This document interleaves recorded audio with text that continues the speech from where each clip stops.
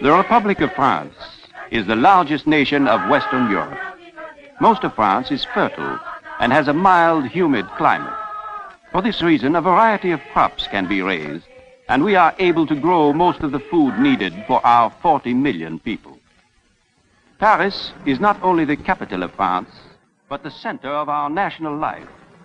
The river Seine, which flows through the city, adds to the beauty of Paris. The Cathedral of Notre Dame is on the Ile de la Cité. From a small village on this island, Paris grew into a great city.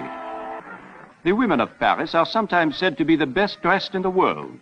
People from many countries come to see the latest clothes created by French designers. Paris styles are copied by dressmakers all over the world. The restaurants of Paris are also widely known. Our chefs are as proud of their profession as doctors and lawyers are. Many world-famous dishes bear the names of the French restaurants in whose kitchens their recipes originated. But the majority of Parisians, like most of the French people, have their meals at home. Products from all over our country are brought to Paris to be sold in the city's markets and shops. Among the important products of rural France found in the markets of Paris are wines. Various districts of our country produce many different kinds. One of the most famous is a light sparkling wine called champagne. Champagne gets its name from the region where the grapes from which it is made are grown. The center of the Champagne country is the city of Reims, which lies to the east of Paris. The Champagne vineyards extend for miles across the low rolling hills near Reims. The climate of the region is mild and sunny. The vines grow well in the rich earth. The presence of chalk in the soil is said to give a distinctive quality and flavor to the grapes used in making champagne.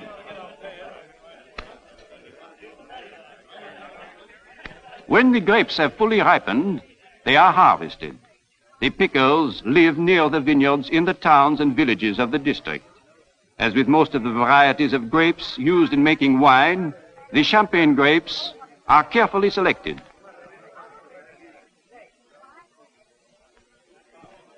A good worker can pick about 200 pounds of grapes a day. The grapes which are used for champagne must be pressed within a few hours after being cut from the vine. As soon as a wagon is filled, it is driven to the wine press.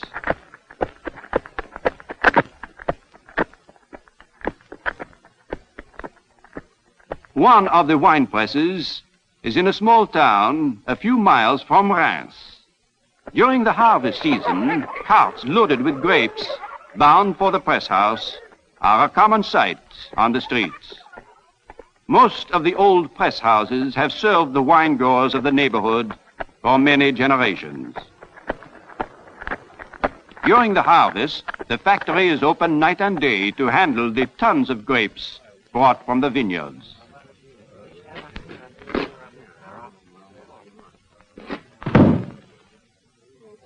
When the grapes have been weighed, they are put into the press, which holds about 4 tons of grapes at one time. In this press house, the machinery is run by electricity. As the wheels rotate the shafts, the juice is slowly pressed from the grapes.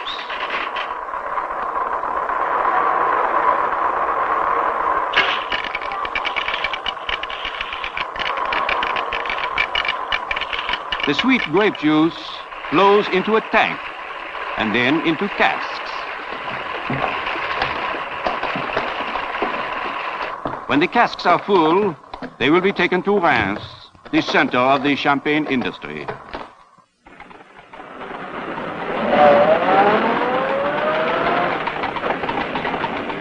The carts, with their empty baskets, return to the vineyards for another load. Reims is one of our oldest cities. Underneath the streets There are miles of tunnels which run through old chalk quarries. The cathedral at Reims was built during the Middle Ages. It is a masterpiece of the type of architecture known as Gothic. Many of the early kings of France were crowned in this beautiful church. Not far from the cathedral is a castle which has been converted into a winery where the champagne is made. Here the casks are taken into the cellars where the sweet grape juice is allowed to ferment and age in the cool, even underground temperature. Some sections of the tunnels have been given the names of cities where the wine is popular. After the wine has aged for several years, the bottles are tilted downward and twisted each day for several months. This makes the impurities settle in the neck of the bottle where they can be easily removed. Then the bottles are opened and the wine examined. An expert can judge its quality by sniffing the contents of the bottle. Small amounts of syrup are added to produce champagnes of different degrees of sweetness. Then the bottles are resealed.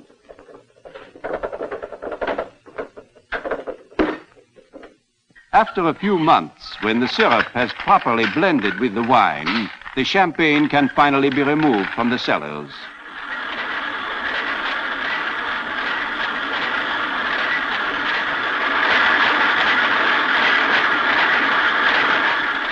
An endless chain carries the bottles to the packing rooms. These are at street level, 100 or more feet above the caves.